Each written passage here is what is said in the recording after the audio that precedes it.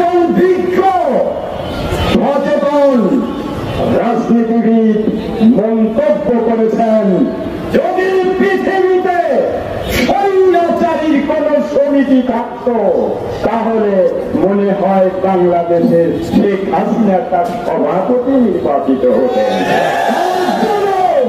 বাংলাদেশের মানুষ ভুলবে না।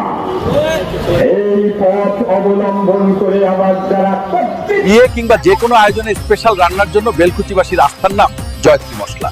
জয়ত্রী মশলার সাথে স্পেশাল দিনের রান্না হোক আরো স্পেশাল। ষড়যন্ত্রে রাজনীতির মাধ্যমে দুঃস্বপ্নের স্বপ্ন দেখে বাংলাদেশকে নতুন ফ্যাসিস্টের দিকে ঠেলে দিতে চান, তাদেরকেও আমরা বিনয়ের সাথে বলছি, বাংলাদেশের মানুষ আর কোন জুলুম মেনে নেবে না।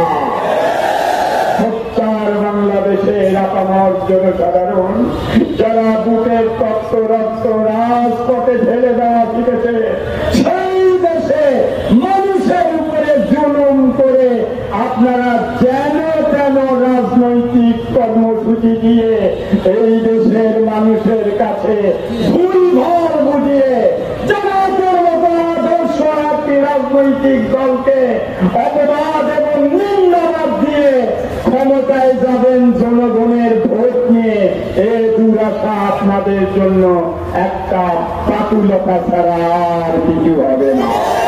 16 বছরের নিষ্কাশন, নির্যাতন, মানুষের উপরে জুলুম, অত্যাচার, এই অত্যাচারে বিরুদ্ধে যারা এক নদী রক্ত প্রবাহিত করে এক বছরে প্রতি অনুষ্ঠান এই জুলাই গণঅভ্যুত্থানের 5ই আগস্টে গোটা দেশব্যাপী এক অনন্য সুন্দর বাংলাদেশ গড়ার জন্য এক এবং অভিন্ন কর্মসূচিতে দেশের আপামর জনসাধারণের কাছে সুশৃঙ্খল একটি দেশ, নিরাময় একটি দেশ, সন্ত্রাসমুক্ত একটি দেশ, নৈরাজ্যমুক্ত একটি দেশ, সুখী সমৃদ্ধ একটি দেশ, চাঁদাবাজ মুক্ত একটি দেশ,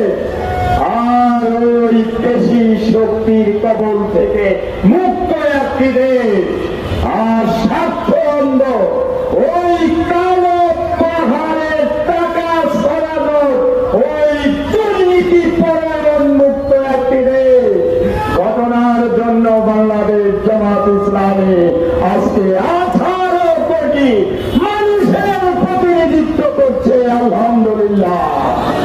সম্মানিত ভাইরা আমার, আজকে মূলত জাতির প্রথম যে কাজটি সেটা হলো এই বস্ত্রপূর্তি অনুষ্ঠানটাতে যারা রক্ত দিলেন, যারা আজকে আপনাদের কাছে আমাদের পৌঁছে দেওয়ার সুযোগের একটি পথ করে দিলেন, আপনাদের সামনে কথা বলার একটু সুন্দর মসৃণ পথের সন্ধান দিলেন, যারা আজকে মায়ের বুক খালি করেছে, চোখের ওই পানি ঝরা পাতা দিয়ে বুকটাকে ভাবিয়েছে, তাদের মাগফিরাত, যারা অসুস্থ অবস্থায় আরো মৃত যন্ত্রণায় কাতরাচ্ছে তাদের মুক্তি।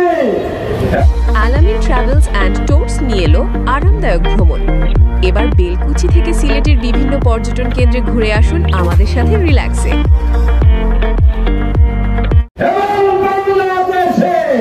সমস্ত প্রকার আধিপত্যবাদ কর্তৃত্ববাদের কবর রচনা করে একটি সমৃদ্ধ ইসলামী বাংলাদেশ গড়ার একটি ঘোষণায় আমাদের আজকের এই মূল লক্ষ্য এবং উদ্দেশ্য। অপশাসন, কুশাসন, দুঃশাসনের কবল থেকে মুক্তি দিয়ে কথা বলার সুযোগ দিয়েছেন।